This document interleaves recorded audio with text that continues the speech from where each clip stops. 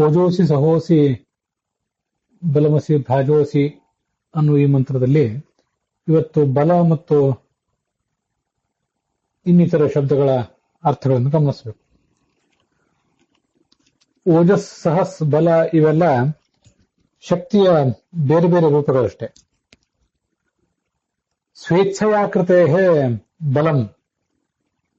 ಭಾಗವತ ತಾತ್ಪರ್ಯದಲ್ಲಿ ಮಹಾಭಾರತದ ಶ್ಲೋಕವನ್ನೇನು ಉದ್ಧರಿಸಿದ್ದಾರೆ, ಸರ್ವಚೇಷ್ಟಯಿತೃತ್ವಾತ್ತು ಪ್ರಾಣೋಭಿಭವ ಶಕ್ತಿತಃ ಓಜಸ್ತ್ವನಭಿಭಾವ್ಯತ್ವಾತ್ ಸಹಶ್ಚ ಸ್ವೇಚ್ಛಯಾಕೃತೆ ಬಲಂ.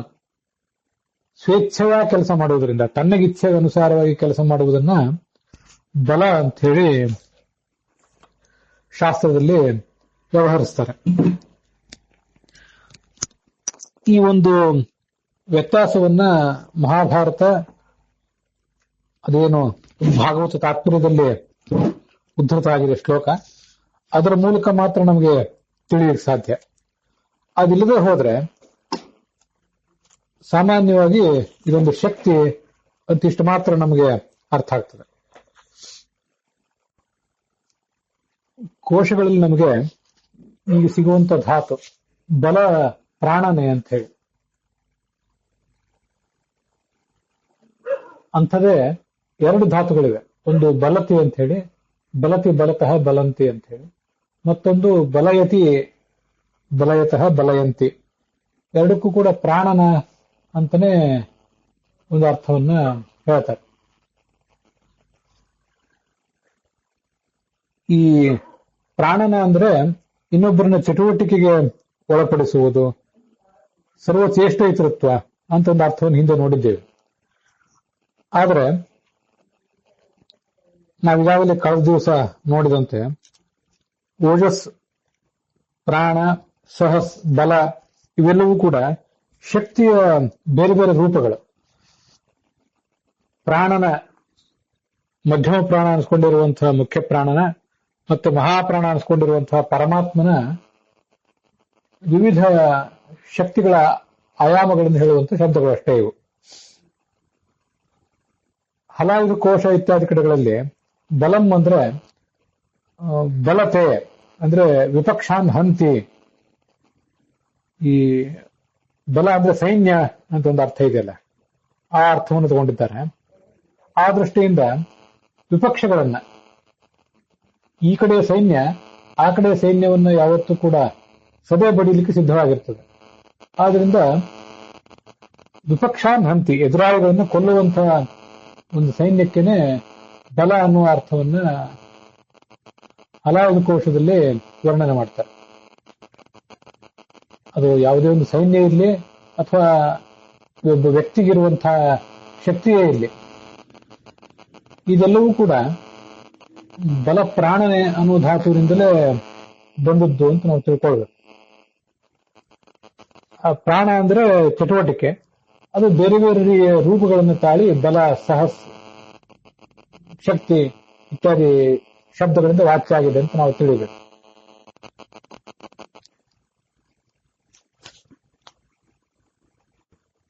ಬಲ ಎಂಬ ಶಬ್ದಕ್ಕೇನೆ ಇಷ್ಟೊಂದು ಸುಂದರವಾದಂತಹ ಅರ್ಥ ಇದೆ. ಮತ್ತೆ ಅದಕ್ಕೊಂದು ಮೂಲಭೂತವಾದಂತಹ ಧಾತು ಇರೋದ್ರಿಂದ ಬ ಮತ್ತು ಲಗಳನ್ನು ಪ್ರತ್ಯೇಕಿಸಿ ಅರ್ಥ ಹೇಳಬೇಕಾದ ಅಗತ್ಯ ಏನೂ ಇಲ್ಲ. ವಸ್ತುತಃ ಬ ಕಾಮನೆ ಅಂತ ಒಂದು ಧಾತು ಇತ್ತು ಅಂತ, ಹಿಂದೆ ಇತ್ತು ಅಂತ ಗೋವಿಂದಾಚಾರ್ಯ ಅಭಿಪ್ರಾಯ ಪಡ್ತಾರೆ. ಹಾಗಾಗಿ ಬ ಕಾಮನೆ ಅಂದ್ರೆ ಬಯಸುವುದು ಅಂತ ಅರ್ಥ ಆಗ್ತದೆ. ಮತ್ತೆ ಲಾತಿ ಅಂದ್ರೆ ತನ್ನವರನ್ನಾಗಿ ಸ್ವೀಕಾರ ಮಾಡ್ತಾನೆ. ಭಗವಂತ ಮೊದಲು ಭಕ್ತರನ್ನ ಬಯಸ್ತಾನೆ, ಆಮೇಲೆ ಅವರನ್ನ ತನ್ನವರು ಅಂತ ಸ್ವೀಕಾರ ಮಾಡ್ತಾನೆ ಅಂತ ಒಂದು ಅರ್ಥವನ್ನು ಹೇಳಬಹುದು. ಆದ್ರೆ ಅದು ಈಗ ನಾವು ನೋಡ್ತಿರುವಂತಹ ಪ್ರಾಣ, ಓಜಸ್, ಸಹಸ್, ಬಲ ಇತ್ಯಾದಿ ಶಕ್ತಿಯ ರೂಪಗಳೇನಿವೆ ಅದಕ್ಕೆ ಅಷ್ಟೇನು ಸಂಬಂಧಪಟ್ಟಂತದ್ದಾಗೋದಿಲ್ಲ. ಆದ್ರಿಂದ ಅದನ್ನ ಹೇಳದೇ ಇರೋದು, ಹೇಳಿದ್ರು ಬಹಳ ಮಹತ್ವದ ಅರ್ಥವನ್ನೇನು ಹೇಳುವಂತೆ ಆಗೋದಿಲ್ಲ.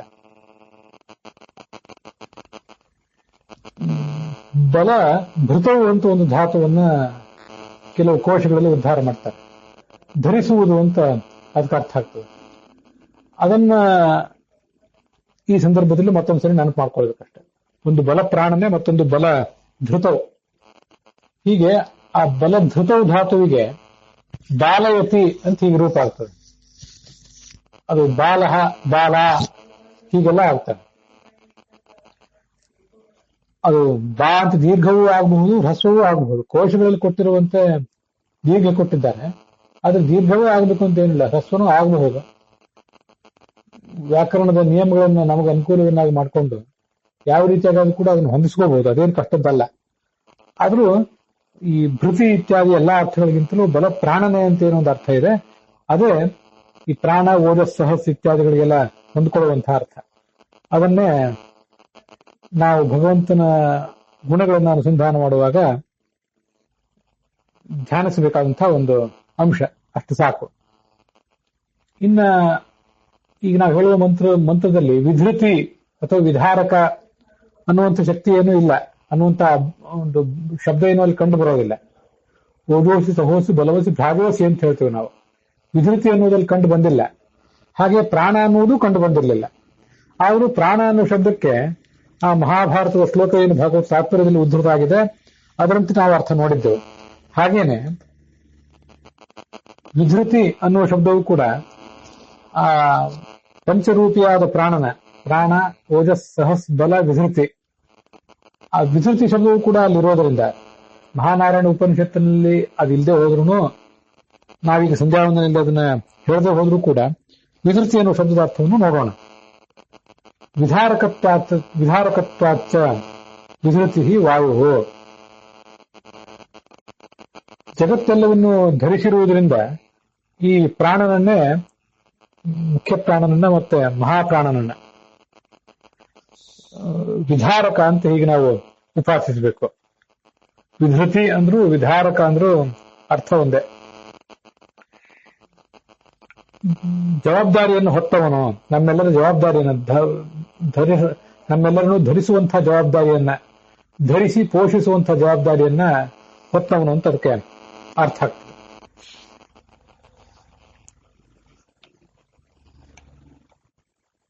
ಬೃಹದಾರಣ್ಯಕ ಉಪನಿಷತ್ತಿನ 3ನೇ ಅಧ್ಯಾಯ, ಅಥವಾ ಮತ್ತೊಂದು ಲೆಕ್ಕಾಚಾರದ ಪ್ರಕಾರ ಅದು 1ನೇ ಅಧ್ಯಾಯ, ವಾಸ್ತವಿಕವಾಗಿ 3ನೇ ಅಧ್ಯಾಯವೇ. ಅಲ್ಲಿ ಮುಖ್ಯ ಪ್ರಾಣನ 3 ರೂಪಗಳ ಉತ್ಪತ್ತಿಯನ್ನು ಹೇಳ್ತಾರೆ. ಸಹ ತ್ರೇಧ ಆತ್ಮಾನಂ ವ್ಯಾಕುರುತ ಆದಿತ್ಯಂ ತೃತೀಯಂ ವಾಯುಂ ತೃತೀಯಂ ಸಯೇಷ ಪ್ರಾಣಸ್ತ್ರೇಧ ವಿಹಿತ ತಸ್ಯ ಪ್ರಾಚೀದಿಕ್ಷಿರ ಅಂತ ಹೀಗೆ ಆ ರೂಪಗಳ ವರ್ಣನೆ ಮಾಡ್ತಾರೆ. ಆ ಬೃಹದಾರಣ್ಯಕ ಉಪನಿಷತ್ತನ್ನು ನೋಡಿದ್ರೆ ಅದು ಪೂರ್ಣ ಸ್ಪಷ್ಟ ಆಗೋದಿಲ್ಲ. ಉಪನಿಷತ್ತಿನ ಭಾಷ್ಯವನ್ನು ನೋಡಿದ್ರೆ ಮಾತ್ರ ಅದರ ಸ್ಪಷ್ಟತೆ ನಮಗೆ ಸಿಗುತ್ತದೆ. ಸಯೇಷ ಕೂರ್ಮ ರೂಪೇಣ ವಾಯುರಂಡೋದಕೆ ಸ್ಥಿತ.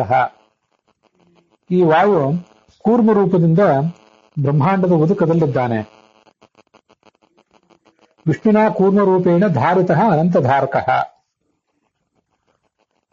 ಈ ವಾಯು ವಿಷ್ಣುವನ್ನ ಆಧರಿಸಿಕೊಂಡಿದ್ದಾನೆ. ವಾಯು ಸ್ವಯಂ ಶೇಷನಿಗೆ ಆಧಾರವಾಗಿದ್ದಾನೆ, ವಾಯುವಿಗೆ ವಿಷ್ಣು ಕೂರ್ಮ ಆಧಾರವಾಗಿದೆ. ಹೀಗೆ ಎಲ್ಲದಕ್ಕೂ ಆಧಾರನಾದವನು ವಿಧೃತಿ ಅಥವಾ ವಿಧಾರಕ ಅಂತ ಕರೆಸ್ಕೊಂಡಿರುವಂಥವನು ಸ್ವಯಂ ಪರಮಾತ್ಮನೇ. ಅವನನ್ನೇ ನಾವು ವಿಧೃತಿ ವಿಧಾರಕ ಅನ್ನೋ ಶಬ್ದದಿಂದ ಉಪಾಸಿಸಬೇಕು.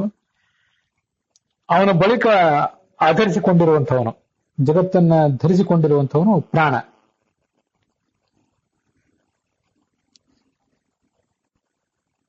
ಇಲ್ಲಿ ನಾವು ಬೃಹದಾರಣ್ಯಕ ಉಪನಿಷತ್ತಿನಲ್ಲಿ ಅದನ್ನು ನೋಡ್ತಾ ಇದ್ದೀವಲ್ಲ, ಅದು ವಸ್ತುತಃ ಆ ಪ್ರಾಣನ ಬಗ್ಗೆ ಹೇಳಿದ್ದಾಗಿದೆ. ಆದ್ರೆ ಪ್ರಾಣನ ಮಹಿಮೆಯನ್ನು ವರ್ಣನೆ ಮಾಡುವ ಪ್ರಸಂಗದಲ್ಲೇ ಭಗವಂತನ ಮಹಿಮೆಯನ್ನು ಹೇಳಿದ್ದಾರೆ, ವಿಷ್ಣುನಾ ಕೂರ್ಮ ರೂಪೇಣ ಅಂತ ಹೇಳಿ.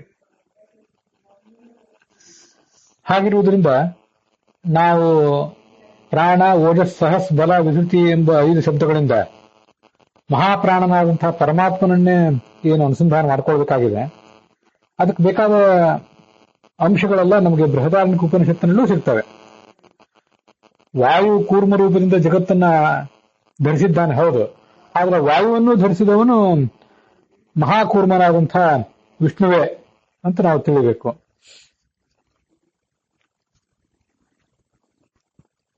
ಮುಂದೆ ಭ್ರಾಜೋಸಿ, ಭ್ರಾಜಸಿ ಭ್ರಾಜಾಂಸಿ ಅಂತನೂ ಅದನ್ನ ಶಬ್ದವನ್ನು ಹೇಳಬಹುದು. ಅಥವಾ ಭ್ರಾಜಃ ಭ್ರಾಜೌ ಭ್ರಾಜಾಹ ಅಂತನೂ ಆ ಶಬ್ದವನ್ನು ಅಕಾರಾಂತವಾಗಿಯೂ ಬಳಕೆ ಮಾಡ್ಕೋಬಹುದು. ಭ್ರಾಜಸ್ ಅಂದ್ರೆ ಪ್ರಕಾಶ ಅಂತ ಅರ್ಥ. ಭ್ರಾಜರು ದೀಪ್ತವಂತ ಧಾತು ಇದೆ, ಅದರಿಂದ ಹುಟ್ಟಿರುವಂತಹ ಒಂದು ಶಬ್ದವೇ ಈ ಭ್ರಾಜಸ್ ಅಂತ ಹೇಳಿ. ನೀನು ಪ್ರಕಾಶ ರೂಪನಾಗಿದ್ದೆ, ನ್ಯಾಯವೇ ನಿನ್ನ ಪ್ರಕಾಶ, ಜ್ಞಾನವೆಂಬ ಪ್ರಕಾಶದಿಂದ ನೀನು ಎಲ್ಲ ಕಡೆ ವ್ಯಾಪಿಸಿದ್ದೆ, ಅಥವಾ ನಿನ್ನ ದೈಹಿಕ ಕಾಂತಿಯಿಂದಲೂ ಕೂಡ ನೀನೆಲ್ಲ ವ್ಯಾಪಿಸಿದ್ದೆ. ಆದರೆ ನಿನ್ನ ದೇಹವೇ ಜ್ಞಾನಾನಂದಾತ್ಮಕ ಆದ್ರಿಂದ ಜ್ಞಾನಾನಂದಾತ್ಮಕವಾದ ಬೆಳಕು ಅಂತಾನೆ ನಾವು ಆ ಭ್ರಾಜಸ್ ಎಂಬ ಶಬ್ದದಿಂದ ಅನುಸಂಧಾನ ಮಾಡ್ಕೊಳ್ಬಹುದಾಗಿದೆ.